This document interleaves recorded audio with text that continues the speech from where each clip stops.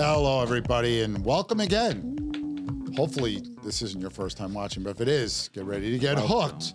On Greg Heym's Crossing Line with me, Greg Heym. Today we have Mr. Lone Daddy himself, the guy with all the money in the world, and the hair, Scott Nadler, everybody. Thank you. And Shar Sedge. I don't know what to say. Our general counsel, our legal eagle, the Sarge, as I call him. Yeah. Nobody likes the attorney until you need him. Yes. The legal eagle. And boy, do you need him. Legal eagle, yeah. I like that. And we're here with Ray and Lena, and we have to celebrate a belated birthday to Lena. All right, Happy Lena. birthday. Happy birthday. It's good being a Pisces, isn't it? So I know that because I'm one too. So, yeah. It was my birthday a couple weeks ago. Nobody said anything to me. That's okay. You weren't here. You were away. You went to Texas. I was in Texas, correct. Happy I will be birthday. back in Texas in May. I had to book that trip. And a trip to Buffalo. So no episode the day after Easter. Okay. Because I will be driving home from Buffalo. This is the time of year to go to Buffalo, though. Yeah, it's like warmer there than here. There you go. It's very strange. Good weekend, everybody. We had a good weekend. I had a little... Except for the Knicks. Sister's birthday, my nephew's birthday. We had a lot of celebrations. We got him his first bike. And the first bike, we gave him a card that was empty. He like struggled through the card because he's 5 years old. So somebody read it and he goes, "Where's the present?" And then we walked out from the other room with the bicycle. He's like, "Ah!" So you like to torture children? You're saying like that? That seems kind of harsh. Knock him down and then build him up. Uncle Shar. I mean, up. what? That's bad. No, I bought him a bike. That's good. No, but you made him suffer good. like a little bit. Bike good. Did he start crying? But it wasn't even. It didn't have the pedals. They have like these balance bikes It's balance now. bike, yeah. So the fun- he couldn't figure out how to use this. We had to show a video of like how to like. The fun part about like teaching Gregory to ride a bike was he just about get the hang of it, and then you stop for the winter, and then it's done. next spring you had to go and teach him again. Yeah. And the first thing you say is like, whatever you do, you have to keep pedaling. Because if you don't keep pedaling, you're going to slow down and eventually fall over. Yeah. So luckily it was 65 degrees yesterday. It felt like 65 degrees. It was pretty wild. Week, and then I heard snow next week also. So welcome to New York. We don't say that word anymore. But no, it's gone. That's it. No more snow. Enjoy it while it's here. What about you, Nadler? We always rely on you to have a fun story. Fantastic weekend. I went to Samy's Romanian, which you've probably been to before. I love that I don't know place. if you've ever been there. No, I don't get to go anywhere. You guys just do all this stuff. They still have the same organ player? Same guy. He's been there for who knows how long. But they play music. You're getting up. People are dancing, and it's the experience. You know where they It's play not about music? The food is not good. Yeah. They play music. They play music at my gigs. That's what they play music. Is that right? Yeah, Do they still have those bottles in like a block of ice, like the vodka in a block of ice? Exactly what they do. Yes, Yeah, I don't think anything's changed. I got to get out more, Lena. This is not good. Yeah, it's really hip. You wouldn't really fit in so well. Oh, I wouldn't. Okay. Thanks a lot, buddy. Why is the music so loud? I'm a musician. It's can't be loud enough. a lot of happy people. I don't know if you would love it. Yeah, well, I am easing into grumpy old man status. Yeah. All right. Well, But it's a New York City staple. It was closed for a while during COVID, and then Different it opened up at a new location. but same exact vibe and energy. It's fun. On the Lower Side? Yeah. No, it is. It is still, but A different location. place. Yeah. Well, What about you? we didn't have a good weekend with the Knicks. That was bad. But well, St. John's has the #1 seed in the Big East tournament. That's right, Coach Pitino. And we don't see UConn until the finals. what's their national ranking right now? The last poll, they were 18.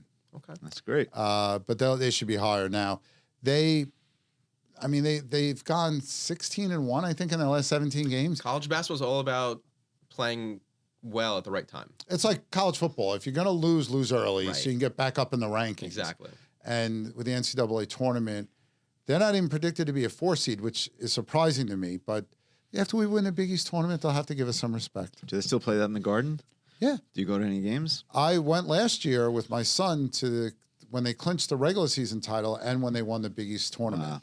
The thing is, it's a hell of a lot cheaper than going to a Knicks game. I know. As big as the Big East tournament is, you can get good seats for like $100-something bucks. Yeah. Forget The Knicks, you're standing outside for $100 Yeah, bucks. Or we're gonna look again. I think flying to Indiana last year getting a hotel, going to a game was cheaper than going to a game at Madison Square Garden. Oh yeah, I went to when the Jets played the AFC Championship game in 2009. We went to Indianapolis, and the tickets were like $100. Yeah. And that was with the upcharge. Yeah. I mean, we kind of really have to pay through the nose here in New York to watch teams like not win. You actually heard the New York fans in that game. I remember it. Yeah. I remember we were up 17-6, and then it went bye-bye like that. Yes. Peyton Manning said, I'm not going to throw at Revis anymore. We're going to throw the other side of the field. And then Sean Green got hurt. It was bad memories. And then I got to do it the next year in Pittsburgh, but only that was outdoors, and it was freezing. You can't travel for the Jets. You just can't do it. No, but still, it was really funny because we had a lot of fun in Pittsburgh. Indy, everybody was nice to us. Pittsburgh, like, you're a Jet fan, they're like ready to kill you. Like it's just, and then say you don't like it, try Philly. You know, always joke about how terrible Philly is. They had known of having not just the most obnoxious, but the most violent fans.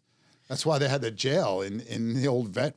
We are tame here, though. If you go overseas, if you go to like the English Those games are crazy. Premier League, and you're wearing the opposing team's you could get into a crazy. fight. You could get Well, I think part of the problem too is like with soccer, the game is so boring that you have nothing to do but drink and fight. It can be very exciting if you. If they score a goal, just go to the Before we the alienate shootout more at the listeners, end. would you wear a Yankees hat in Fenway Park? Yeah, You would? yeah. I think the thing is there's rules about this. You know, being a Jets season ticket holder, unfortunately, for like 25 years, you're not going to bother the other team's fans if they're being somewhat respectful, or if there's kids involved, you let that go. Right. That's like, the unwritten rules. But if you're being obnoxious, like I remember being in Indy for that game and just in a corridor, like at halftime, and this drunken Jet fan is just making fun of Indiana and Indianapolis and what a hick town it is. And I'm like, I don't know this guy. It's, I wanted to hit him this way. They'd be like, all right, cool, he's with us. But anyhow, that's enough sports to wrap up for the week. Rangers got trounced by the Devils too. But anyhow, Jack Hughes is on a roll. He's going to win everything now. They may not make playoffs. Anyhow, we will He's be on back. fire right now. We'll be back with the economics and housing information, all of it that you need right after these messages from our wonderful, exciting, special sponsors. Do you have a big move coming up? I'm Scott Nadler with Cross Country Mortgage, and I've got the loan to match your dream home. Whether it's your first or your fifth, I'll make the process quick and easy. Call me today. Let's make it happen. Sedge & Zuckerman is a boutique residential law firm guiding you and your clients every step of the way with a solution-oriented approach. Make sure to work with a deal maker and not a deal breaker. Contact us today at sznylaw.com. All right, I'm back with the deal maker and the heartbreaker. That's what we're calling I was these hoping guys we now. weren't going to go live No, with we're that. gonna Let go the on. listeners figure out who's who. That's right. Now I got Heartbreaker by Pat Benatar going on in my head. Great song. All right, so we had a jobs report on time. Yeah. It's funny, the BLS is on time, but now, we're not getting GDP and PCE on time because who knows when that schedule is going to be normal again. But we're expecting 50,000 jobs added. We got 92,000 jobs subtracted. A little bit of a miss. Now, the first thing that goes to your head, Lone Daddy, when you see this is like, oh my God, what's going to happen when they revise this? Wouldn't it be funny if they revised it positive? Because we're used to things getting revised negative. That'd be hilarious. So I was surprised. Yeah. Were you surprised? December, we had negative job growth. January was a blowout month. Right. So you expect a little give back after January? January just seems like an outlier. Now I know there was a revision to January, only January- like 4,000 jobs. No, but January, December revised down by a total of 69,000. Right. So, Right. You add those two, and it's like 150,000 jobs just went bye-bye. Right. The interesting thing... If you look at the 6-month average now, it's job creation of 13,000, I think. Yeah, I something mean, like that. it's... The interesting thing is, so ADP beat expectations. Now, ADP only looks at private sector. And since they pay most people, you think it'd be more accurate. And they came in better than expected. That came out on Wednesday. I'm like, wow, private sector growth. And the exact opposite thing happened last month. Right. Well, BLS came in over expectations and ADP was below expectations. There's a disconnect, and that's been the case for some time now. I think the most interesting thing for us with this report was the reaction in the bond market to it, right? Because they're not focused on jobs right now. It's oil. Well, they're focused on everything. war. Well, the war and what's happening with oil prices and inflation. That's where the focus is. Normally, with a report like this bad, you would see bond market explode. You would see interest rates drop 0.25%. I know. Probably. I'm like, oh, now there's going to be on the phone a really good day in the bond market. And then it's like for, they just said no. All of us, right? But it's it's like where the market decides to focus, where the attention is. That's what drives everything. It's like going to the doctor, going to physical therapy for your knee for weeks on end, and then all of a sudden you show up one day, you're like, it's my back. Forget my knee. Just focus on my back. That's me. It's a different body part every time I go. That is absolutely true. So, and you saw there was, again, a muted response. The bond market rates started to go up a little bit as a result of, again, when you see the average price of a barrel was from 65 to, it touched like 119. Now it's down to 100. So you're looking at gas prices going to trending towards $4 and then a you gallon. worry about inflation, which is going to bring long-term rates up, and exactly. So I think it's a report that will probably be overlooked somewhat, because oil and the war is the main focus. Well, there are other things. The unemployment rate did tick up at 4.4. It's really low. So two things. One was the weather. Although I don't know, did they get fired because of weather? February is the coldest month every single year. I know, but maybe the seasonal adjustments should have been a little different, because that blizzard covered like half this country. 2 blizzards, yes. Yeah, I mean, it was just awful. There was also a strike at a healthcare provider that over 30,000 employees. Yeah. Because we talk about how healthcare has been leading job growth for years and how we should ignore that. Also, yeah. So that's done now, though, right? It's done. So those numbers will come back next month. Yeah. So it was over 30,000 employees. Healthcare declined by 28,000. So you figure that would go, positive anyway. Now that the strike's over. To see a negative number, though, I feel it's not that it's common in more recent history, but going back 5 years or 10 years. Do you remember a time where you saw so many reports that showed negative job growth? Not when you're not in recession. Yeah. That's the thing that's weird about this, right, Shar? Because you say, 92,000 jobs, that's bad. We're not in recession. GDP is positive. Right. Consumer spending is up. So what's your takeaway from this? Are you worried, or are we just saying, look, it's 1 month. January's was excessively high, although it was knocked down a bit. After you have a really high number, you expect to have a little give back. Well, I thought coming into 2026, we were going to see a little bit turn, right? And we saw some good news in January, and then we get hit in the stomach like this. The question is, at what point do we start doing something to change this, and what can be done? Well, as we've said before, you've got to get CFOs optimistic about the economy. And so is it just uncertainty that's scaring people? Well, that's the same reason people hesitate to buy homes. You want a level of certainty you're never going to get. You want certainty with rates. I don't want to lock in my rate now, because if it goes down, I'm going to be really upset. I don't want to buy now because the price goes down, I'm going to be upset.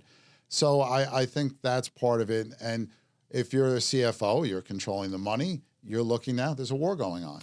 How long is this war going to last? You look at what it's done to the price of oil. Is that going to lead to inflation on a broader scale?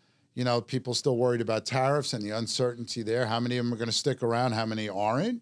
After the Supreme Court's decision? This is a negative number, not negative number. It's not a positive outlook on the job market because of what the expectations are. In our line of work, it's all about setting realistic expectations for our clients, for agents, for attorneys. I just spoke to an agent who, right before this, who said, our client needs to close by April 1st. It's really, really important. So it's my job to set expectations that either, if it's a slam dunk, we're definitely going to close by April 1st, great. But if it's 50-50, I need to set expectations and say, hey, there's a chance that we might not be able to close by April 1st, and do whatever we can on our side to make sure that we do close by that date. If the projection was that we're going to have negative 150,000 job losses, or 150,000 job losses for February, and it came in at 92, then you would see a positive reaction in the market because it wasn't as bad as the expectation. So the modeling and the numbers, we've been talking about this for a long time, is so off. And then, like you said, the bigger story is, and I know I've said this on the show before, I had a finance professor in grad school who said, you don't have to guess the number. Just, is it better or worse than expectations? This was a big miss. You missed by 142,000 jobs when you think about it, 50,000 positive to 92,000 negative. If we missed by that much, we wouldn't have a job. But yeah, that's why I don't make predictions, because then I can't get fired. Right. But here's an interesting thing. Like I would tell you, Shar, like if we have 2 months in a row, then I start to get a little worried. The other thing is the household survey showed a much larger decline in employment. Mm-hmm. Sometimes those move in different directions. But here's the interesting, since June, let's stay with May. May positive, June negative, July positive, August negative, September positive, October negative, November positive, December negative, January positive, February negative. See what I'm saying here? Where's your money for March? It would have to be positive. Put the money down. It's due. Is that after revisions? Yeah. This is the latest data. I mean, we know what benchmark revisions could do. We don't have to worry about that for a while now. So right. I think it's an interesting pattern, so to speak, but it shows you the fragility, dare I say, of the data, because revisions can make positive, negative very quickly, as we saw with December. So it's like when you have a great month of eating, where you're like, I ate so well this month, and the next month you're like, I can let myself go a little bit, and then you realize, oh my God, I let myself go a little bit too much, and then it's just you keep going back and forth. Yeah, he really looks like he lets himself go. He called you fat. I'm the host of this show. Plus, I'm down more weight. Right.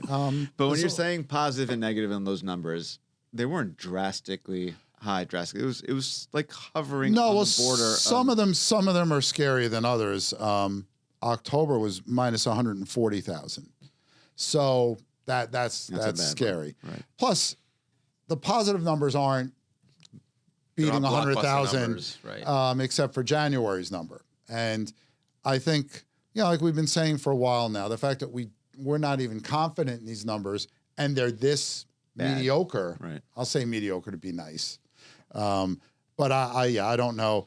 But here's the interesting. Do you think like the headline number should be what the last 6 months were with the last 6 month moving average? Yeah. I mean, you can look at it everybody wants to know that number. It's like when we release market reports, everybody wants to know the average apartment price in Manhattan. Right. And it's completely misleading because with new developments closing in blocks, you could have 30 closings in a quarter at a super luxury development, jacks up the average price 30%. Right. It's meaningless. So I think as long as you understand what you're looking at, and remember, this data is seasonally adjusted. How well is is up for discussion. But look, I think that we're still so messed up. Like we got January retail sales the same day. I'm not even going to talk about it because who cares? It's January. So, it's one bit of good news in the report was wages grew more than expected. Wages are up 3.8% over the past year, which is over 1% faster than prices have been growing if you look at the consumer price index. So you're better off staying in your job and getting paid higher than going to a new job? Well, I mean, people that leave their jobs, according to the ADB report, do get bigger raises because you're only going to leave for money. Nobody's going to say, I'll take the same money. Sure. That sounds like a great idea. But then we talk about no hire, no fire, your ritual before we start. So there's good news on that. Number one, that our favorite firm about firing people, Challenger, Gray, and Christmas, layoff announcements in February down 55% from January and 72% lower than a year ago. So that's good. Like maybe they've gotten all the laying off announcements out of the way. And remember, they don't always materialize. Sometimes you shift. We're closing this division. We're going to do this division. And initial claims for unemployment unchanged last week, 213,000. That's incredibly low. So as much as you'd say, well, there's a lot of firing going on, 92,000 jobs being lost isn't the end of the world when you have a 4.4% unemployment rate. But that's a funny thing. We didn't get the JOLTS numbers, the job openings numbers, because of the delay. It's like some bureaus are up to date and some are still behind, which is a real pain in the butt. Anyhow, All right, we're going to get to housing because we have some interesting questions for Loan Daddy. And we're going to ask him, can something like that really be done in 47 seconds? What a Stay cliffhanger. tuned to find out what I mean. We'll be right back. Looking to stage a property but on a tight budget and timeline? Stage with Stage and Fold. Stylish, lightweight, foldable, 3D printed cardboard furniture that looks real. Quick delivery and easy assembly. Staging starts at just $199 a month per room, and setup takes less than 30 minutes. Contact us today to stage smarter, sell faster, save thousands with Stage and Fold. This beautiful set here at Studio 1873 is brought to you by the Everset. The Everset provides full-service staging and furniture rental solutions in the New York area. For more information, please visit us at staging.theeverset.com or email us at staging@theeverset.com to request a free proposal. Okay, now that you've watched those commercials and you've thought about what is it And you rewatch them. that Nadler could do in 47 seconds, or that somebody could do that is going to be interested. Why am I asking Scott about it? If they've ever fast forwarded during the ads, this is the time. To get to what we can do in 47 seconds, it's worth talking about on this show, or that we're allowed to talk about. So, online mortgage firm Better. I mean, just calling yourself Better sets a high bar right there. Although 47 seconds and Better, maybe those things don't go. This is like the 8-minute abs when someone else came out with 7-minute abs. Yeah, we're doing it in 46 seconds. So they partnered with OpenAI to launch a ChatGPT app. That's a lot of funny names in one sentence. That can cut mortgage underwriting from about 21 days to as little as 47 seconds. It combines their mortgage engine, whatever that means. What's a mortgage engine? You can explain that with OpenAI's models to automate dozens of underwriting checks for loan officers, blah, blah, blah, blah, blah, blah, blah. And they're targeting the industry leaders here. Mm-hmm. So what do you got to say about this? Can it be done in 47 seconds? I'm shocked that they said it used to be 21 days. 21 days for underwriting is a really long time. Right. So that was my first thought when I saw that article. So what do you average on that? I mean, it really depends on the transaction depends, itself, but within 3 days, we can get a commitment letter where it's out of the initial underwriting queue. Okay. Look, Fannie Mae and Freddie Mac are the number one drivers of our market. Fannie Mae, not to get too into the weeds, but Fannie Mae uses a system called DU, Desktop Underwriter. We plug in someone's information, right? I'm talking to Shar. I have his income, I have his assets, I have his credit. I know how much he wants to spend on a home, how much he's putting down. I have the whole entire profile. Probably does have all that stuff on you. Right? It goes into a system instantaneously. Fannie Mae or Freddie Mac has their own system called LP. It'll tell us exactly what underwriting needs for Shar's file instantaneously. Okay? It's not 47 seconds. Now, you have some lenders who will have overlays where they're saying, okay, Fannie Mae needs the following items for Shar's file to be cleared for closing, but we are XYZ Bank.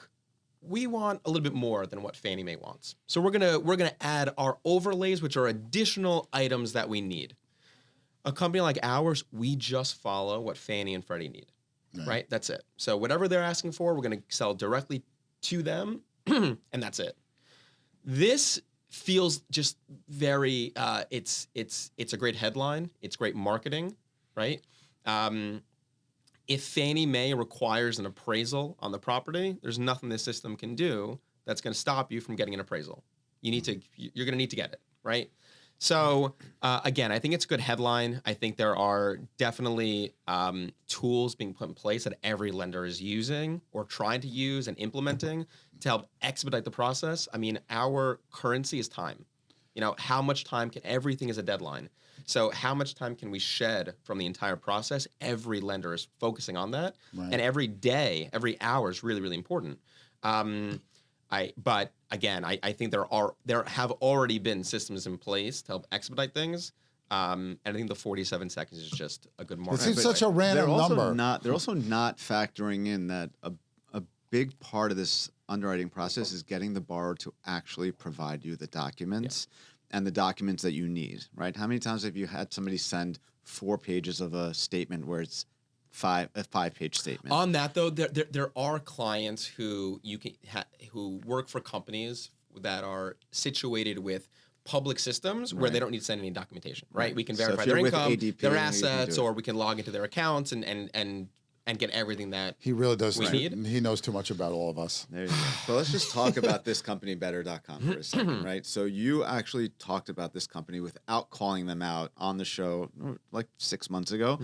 And Wow, this you is- remember back 6 months? I remember because I was in their offices last year because when they were trying to make a move into the market, they needed a local attorney to use as their bank attorney. And me and my partner spent the day there and met with a bunch of people, and it just didn't turn out to be the right fit. It is better that you're saying this, by the way, than You, because than me. yes, but this company, Let the lawyer get in trouble. this He can defend company himself. thought that they were more of a tech company than they were a lender. They were trying to find these ways to, like fix the system of getting. Yeah, I think we know a company in our industry like that. But anyway, go Yes, ahead. exactly. And you're right. I use the same terminology people say about that company as this one. But basically, what ended up happening is they made a little bit of a splash because of headlines like this. And then all of a sudden one day the CEO does a Zoom meeting with, I don't know, hundreds of people, thousands of people, talks to them about where the company is going and what their outlooks are.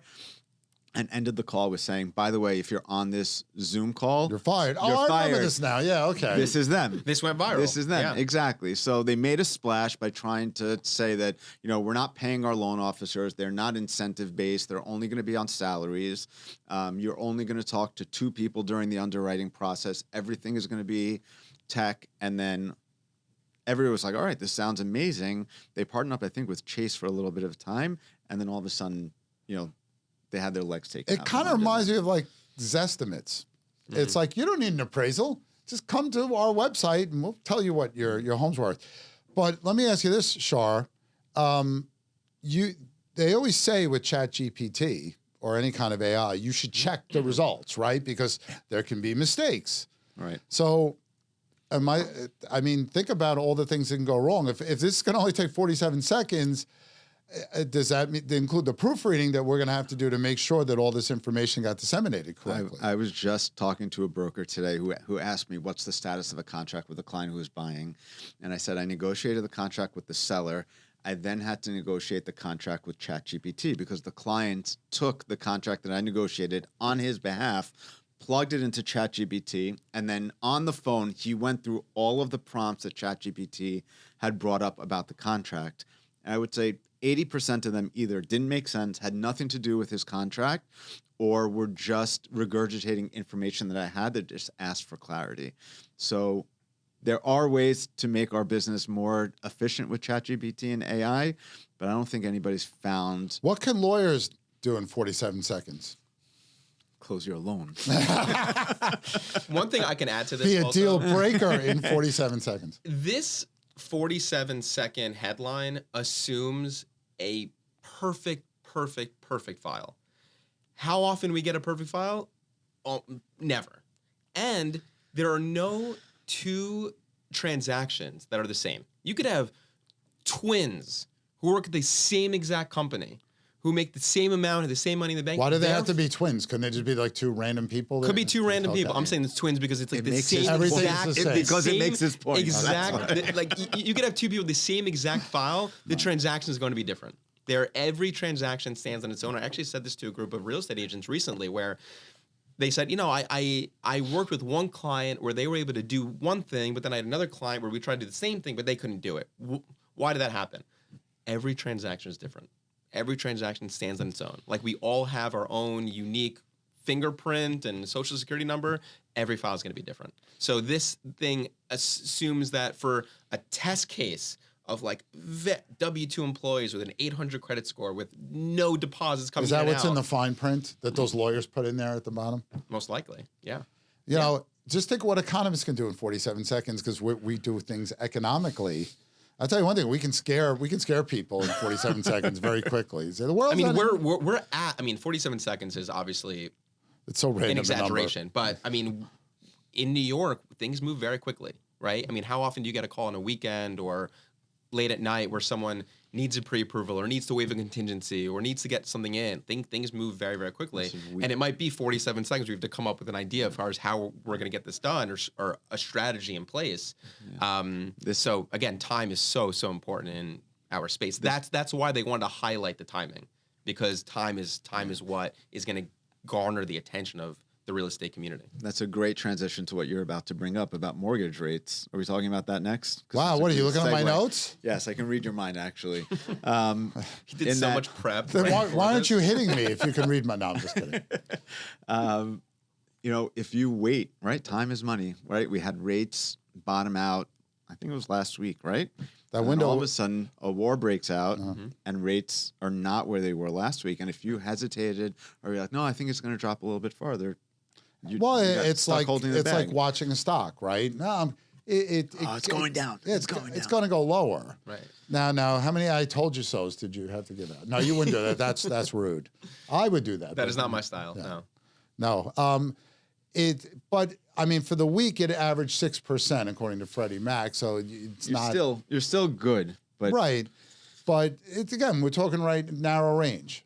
Again, there were all those headlines. Again, 3-year lows of mortgage rates and under 6%. Under 6%. Our phones are ringing, and then you're right. You know, it can change very, very quickly. So it is fleeting. You know, all those clients that we were talking to who said, it's time next for thing you to refinance. You're on the Lower East Side eating Romanian food.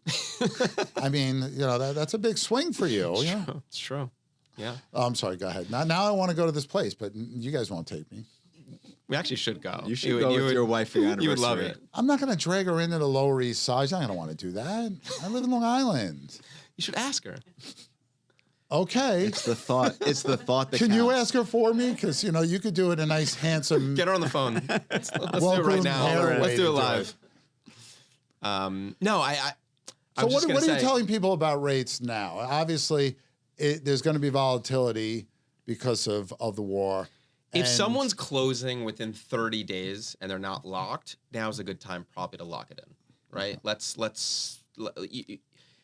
More than likely, again, we've seen rates come down about 1% from a year ago. Right. In the last couple months, they're still lower. It's just right now in the last week, they've gone up a little bit.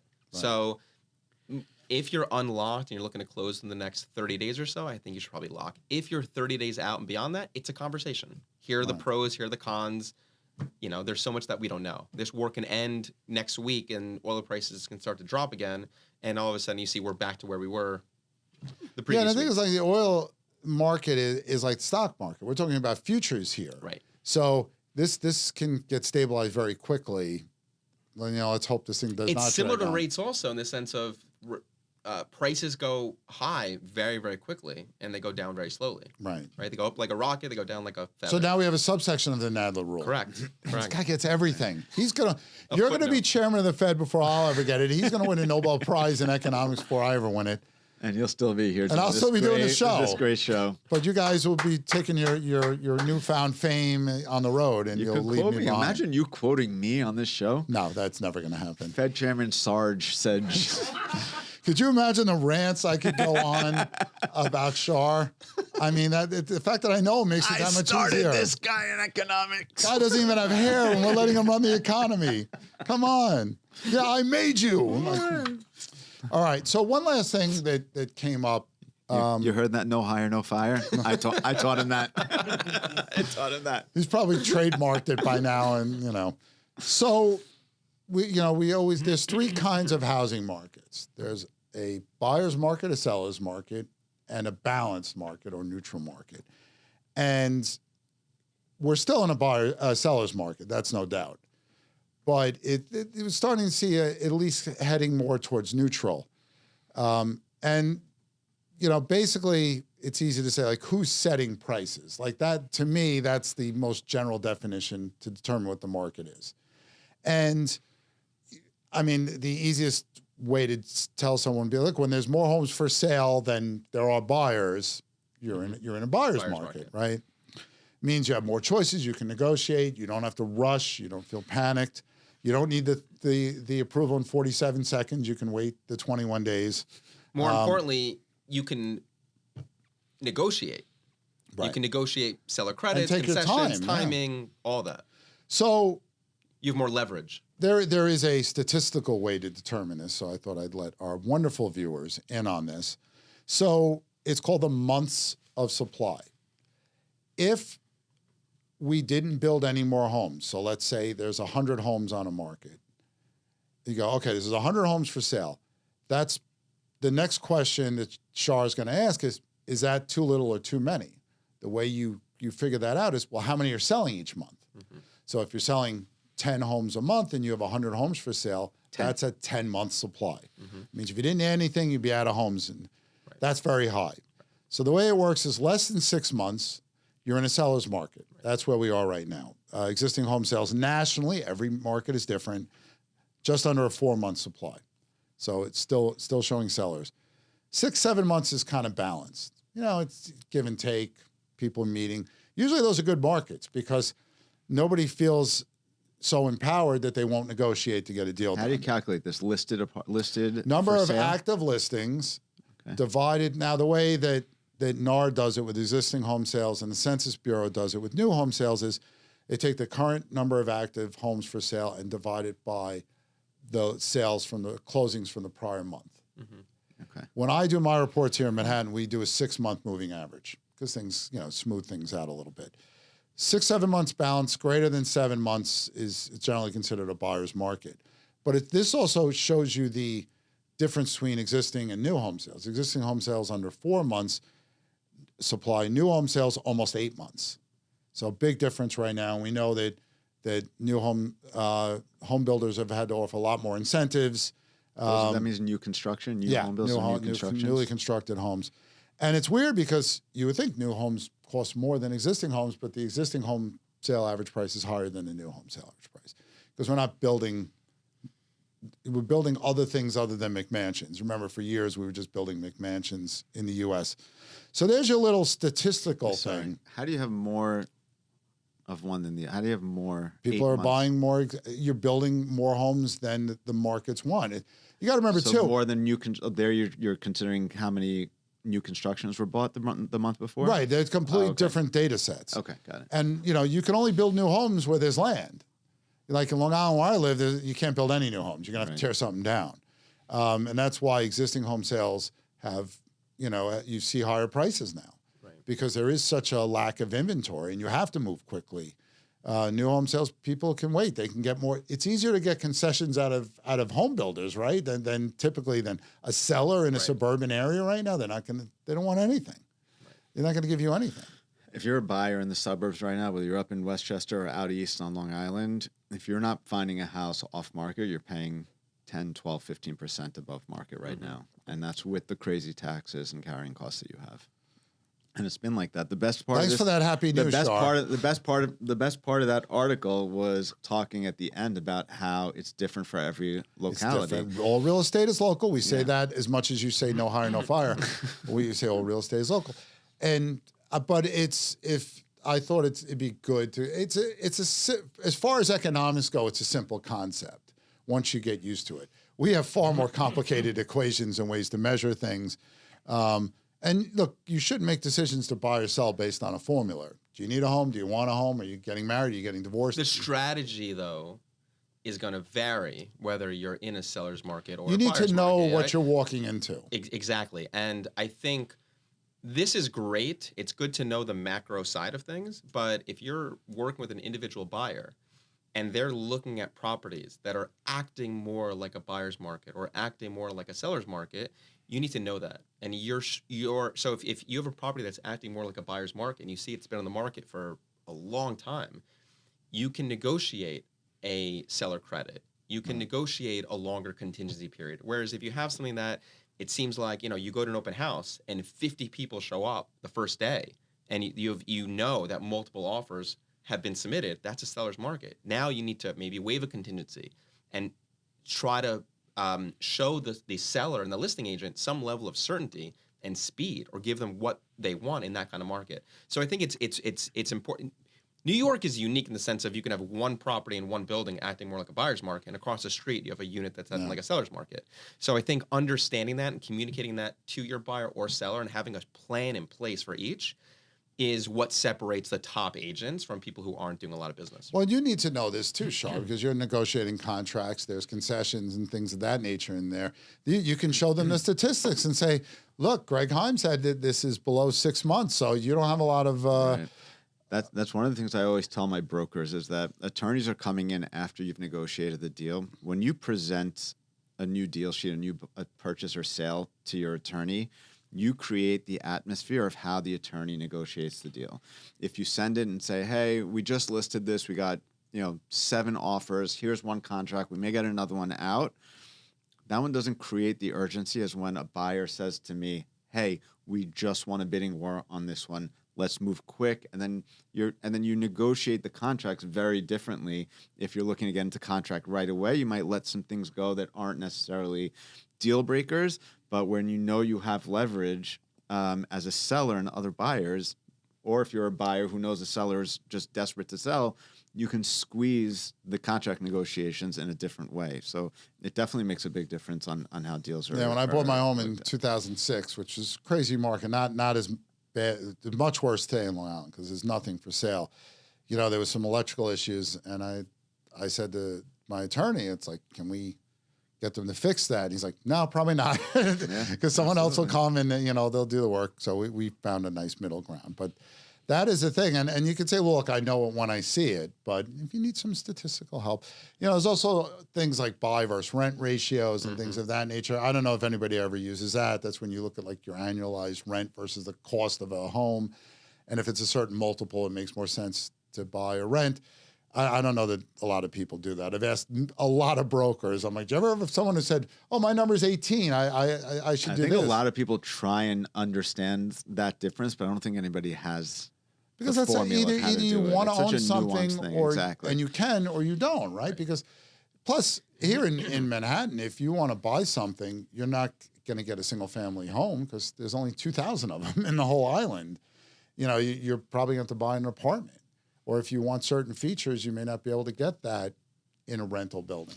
With housing, it's not like there's a cash position that you can put your money in, right? It's either you're spending money on rent or you're spending money on a home that you own. So yeah, we do run a rent versus buy analysis with clients a lot. We do it for agents all the time, but it's more kind of bare bones and simplified. Here's what you're paying. Here's what the expected increases are for rents. And here's your locked-in interest rate, which is not going to change for the next 5 years. It's only going to go down if you refinance. Well, we were starting to think about buying a home. What I said to my wife was, okay, we know we're paying in rent. And then it's like, here's what it's going to cost because you get it pre-approved for a mortgage. Here's what the payment's going to be. All right, so for the next couple months, we have to save the difference. Because if we do that, then brilliant. To me, I know, that's the Greg Heym method of figuring out what you can afford. Because to be honest, when you see what you get approved for sometimes with a mortgage, you're like, I'm not comfortable with that. Right. What am I comfortable with? Let me do something that makes sense. So whatever that difference was, $1,000 or $1,500, we had to save it every month. Yeah. No dinners at the Lower East Side at Sammy's Romanian Steakhouse. Well, you're buying. I mean, come on, that's happening, Shar. I'm down. That's right. He says that. We have this on film, Lena, all right? So, Ray, bookmark this so I can... the most generous guest that you've had on this show so far. Well, we got to crack open that bottle of scotch. As we approach our 100th episode coming up in just a couple of weeks. Oh, you're not on the show, Shar. We're going to drink the scotch. That weekend. Oh, that's right. You're not on. See, I was going to not let you get on, but... Oh, that's why you said... I thought you knew I wasn't going to be here. See, I'm just trying to upset my sponsor. It's a great guy that I am. I feel like your team who's been here since the beginning deserves to take this spot. I'm happy. I'm happy at 101. Actually, maybe just me, Ray, and Lena should do the show. They can finally see what they look like. I don't know. Have you guys never been on camera before? No. They're very shy. Ratings would go through the roof. I think it's time. Until Ray gets on. Then we'll come right back. No, Ray, I don't let Ray on because he's too handsome. Like, he's going to make me look bad. I have to say that because he can make me look bad. No, hey, look, it's been fun doing this. The evolution of the show in just, it's only been 2 years, a little over 2 years, I guess, now that we've been doing this. And, how it started, you cringe when you watch it. I don't think it's that bad, but when you don't know what you're doing in the beginning, it's like gigging. When you do your first gig or two with somebody, you have no idea what's going to happen. You have sound problems. Somebody comes in at the wrong time, and then then you get on autopilot. Right. And, you know, I'm not saying we don't do any work for this show, at least that you're aware of, but, you know, I joke that I prepare every day. You know, you're doing law every day. You're lending money, hopefully, every day. So it's not like we have to cram and have this production. You do make it easy, though. I remember my first time on the show, I was definitely nervous. I didn't know what to expect, but you made it really, really easy, and the whole team made it really easy also. So the hard part is carrying Shar. That's the hard part. Yeah. A lawyer invading economics. Wait, where have we seen this before? Oh, the Fed chairman. Yeah, so nice that I was asked to be on. It's not like I didn't just show up at your door and be like, "Hey, can I get on the show?" I've been watching your show. He had a sign that said, "We'll podcast for food." And I was like, I thought it was the Gregory Heym show until the fourth time I was on. Yeah. Look, just make sure you just keep having those Knicks tickets. You'll be on the show. Don't worry about it. It'll be just fine. But it is a lot of fun, and a lot of things have changed. Now having sponsorship, that's a big change. When I started, I only had the Ron Guidry bobblehead. You know, now we have Rick Pitino and Alfred E. Newman. I used to have due for at least one more. It's hard because then, like, who is that next person? Like, plenty. I mean, you know, I joked about Mark Messier. Brunson may have earned it. Nah, you got to get a ring. You got to have a ring to do this. It's true. I mean, come on. Patino Head doesn't have a ring with a. He's got two. He's got two national championships and a Greek championship. St. John's. Not yet. No, well, not yet. So Brunson doesn't have a championship yet. Brunson's got to play defense. He's got Villanova championship. Yeah, that's why I hate him, because Big East. But Villanova, please knock off UConn's, and then my godfather is a St. John's grad like me, but his two sons went to Villanova, so he roots for Villanova. I go, oh, you just root because they're winning national championships? He goes, no. They got much more of my money than St. John's did. Oh, he's invested in the program. So yeah, that's what he claims. But when they're winning back-to-back championships, all of a sudden, you know, it's a little bit easier. That's when he started to talk a little more trash. Right. So, you know, now we have this bet about who would win more games this year. And he's like, well, Villanova's in transition. I go, St. John's got 4 new starters. 4 new starters. College basketball today, every team is going to be going through. Well, now that the transfer with portal, NIL, and the transfer portal, you don't sit out a year. It's almost like you're a free agent every year. It's a complete mess. I don't see. Once you started the paying, you got to fix it. There are people going pro from college and making less money. I feel like they should put money in like an escrow fund where they can't touch it, and then once they graduate or once they leave, then they have access to that money. I mean, I think Cooper Flagg, his rookie year, made like $9 million as a rookie at Duke. But isn't a scholarship that could be worth $200,000 to $300,000 when you think of what college tuitions are? Like Duke's probably $80,000 a year, whatever it is. But it's more about the money that they're making off the program. Exactly. I understand that, but you know, you're getting something out of it. And I think the problem is that a lot of these kids, it might give them the wrong idea about how much they'll make or if they'll even be a pro. It's true. You know, R.J. Lewis was Big East Player of the Year last year for St. John's and an All-American. He's not in the NBA. Yeah, but he was making millions with the NIL. But the argument could be for the kids that aren't going to make it pro, let them make their money, so at least they're set for life. Yeah. Especially if they're probably maybe not I'm just such jealous. Kids. Nobody paid me. I tell people all the time, my son walks, as soon as he wakes up, he picks up a ball, right? He shoots on the little Tykes basket, and everybody jokes, "Are you going to go to the NBA?" I'm like, I just want NIL money at this point. I just want NIL money. Is your wife very tall? My wife,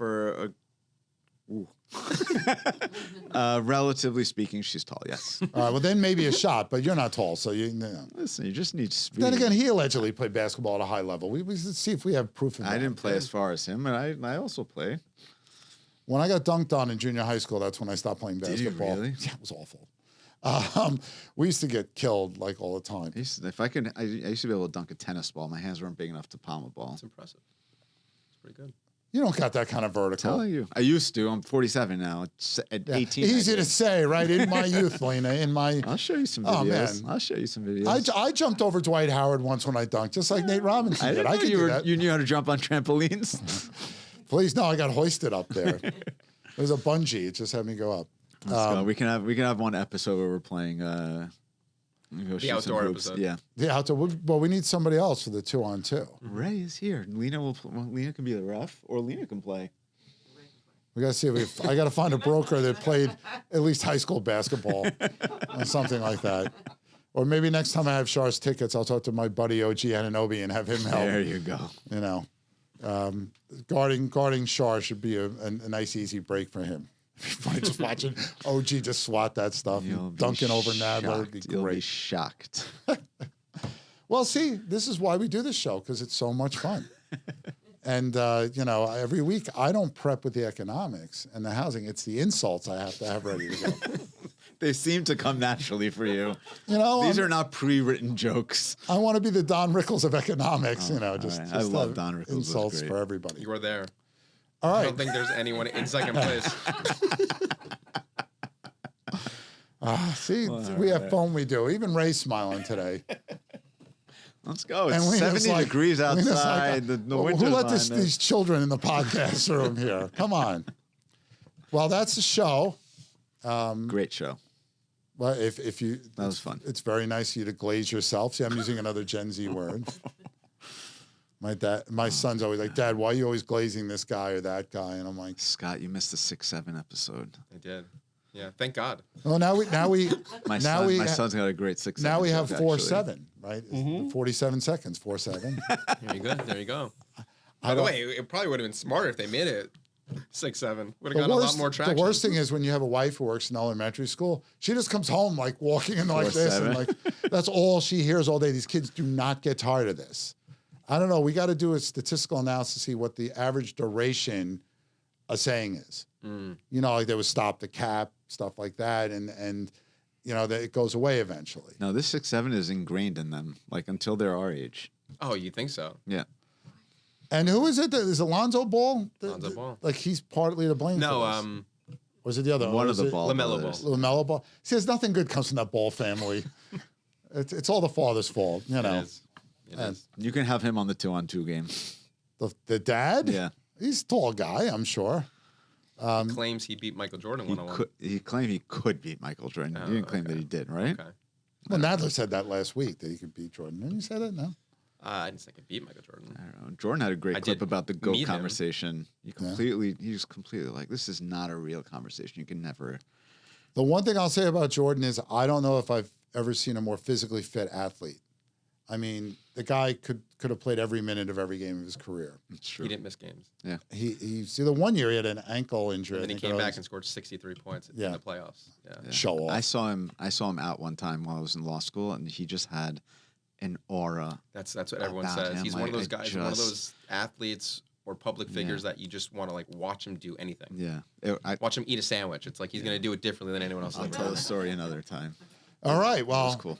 All right. Good job. That's why I strive to be the Michael Jordan of podcasting. That's of it. Economics. Right. You're an economist. That's right. Yes. Am I? Okay.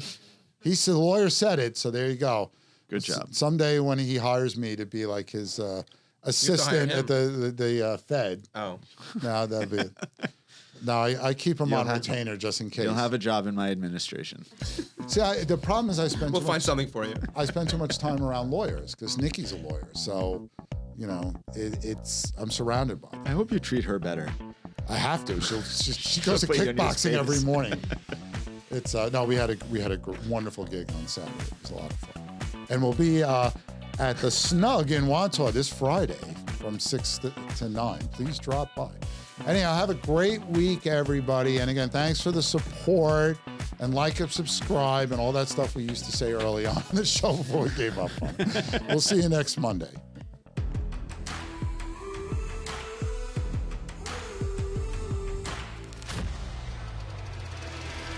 Your phone or always leaves your text on red? Leaves your text on red. Built the Corky with $1,000 loan. Tell us a little bit about how you actually came from. Welcome to the build-up, John Roa. Thanks for having me. We're coming to you here from Studio 1873. It's about 57% over 2.7 million. So then, cheers.